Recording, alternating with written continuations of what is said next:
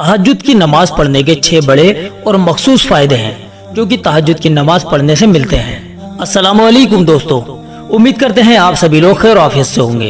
दोस्तों, वैसे तो इस नमाज के बहुत सारे और बेपनाह फायदे हैं, लेकिन जैसे कि हर चीज के कुछ खास फायदे होते हैं, ऐसे ही तहज्जुद की नमाज के भी कुछ खास और बड़े बड़े 6 फायदे हैं जिनको कुरान और हदीस की रोशनी में बयान किया गया है। तहज्जुद की नमाज इशा की फर्ज नमाज के बाद से सुबह सादिक से पहले तक पढ़ी जा सकती है, लेकिन इसका अफजल वक्त रात का आखिरी हिस्सा है।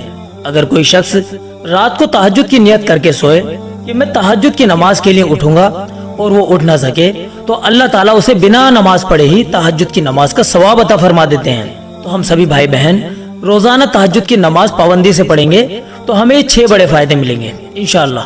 पहला बड़ा फायदा यह है कि हम नेक लोगों में शामिल हो जाएंगे। तिर्मिज़ी शरीफ की रिवायत है जिसमें आका सल्लल्लाहु अलैहि वसल्लम ने फरमाया, तहज्जुद जरूर पढ़ा करो, ये सालिहीन यानी अल्लाह के नेक बंदों का तरीका है। तो जब हम तहज्जुद की नमाज पढ़ेंगे तो हम अल्लाह के नेक बंदों में गिने जाएंगे, क्योंकि ये नमाज नेक लोगों की नमाज है।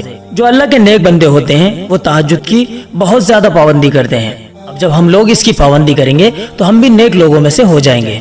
दूसरा बड़ा फायदा, तहज्जुद की नमाज अल्लाह से करीब कर देती है।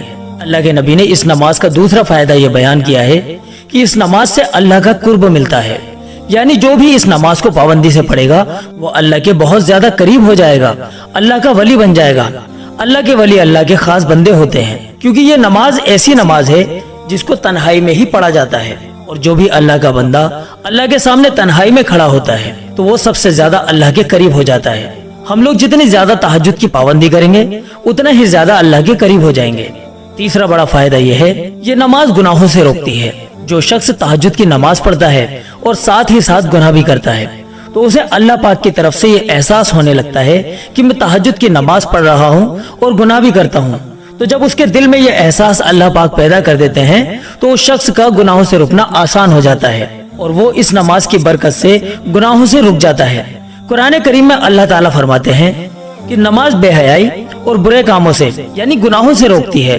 ये फजीलत और खासियत तमाम ही नमाजों की है, लेकिन जब हम तहज्जुद की नमाज की पाबंदी करेंगे तो इसकी बरकत से हम छोटे छोटे गुनाहों से भी बच जाएंगे।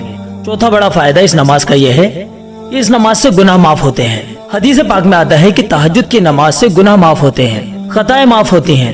हमसे जाने अनजाने में ना जाने कितने गुनाह ऐसे हो जाते हैं जिनका एहसास तक हमको नहीं होता। तो हमारे वो सभी छोटे छोटे गुनाह जो हम जानबूझकर कर बैठते हैं या फिर हमसे भूले से हो जाते हैं, वो तमाम ही छोटे छोटे गुनाह इस नमाज की बरकत से अल्लाह पाक माफ फरमा देते हैं। पांचवा बड़ा फायदा, बदन में ताकत पैदा होती है।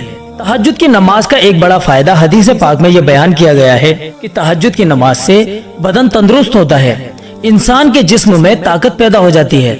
आप तहज्जुद की नमाज का अपने आप को आदी बनाइए, आपके जिस्म के अंदर बहुत ताकत आएगी।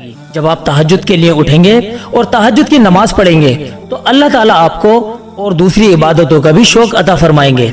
आपको इबादतों के अंदर मजा आएगा, फिर आपके अंदर और ज्यादा हिम्मत पैदा होगी। आपका जिस्म चाहेगा कि मैं अल्लाह के सामने और ज्यादा खड़ा हो जाऊं। छठा फायदा, कब्र में रोशनी होगी।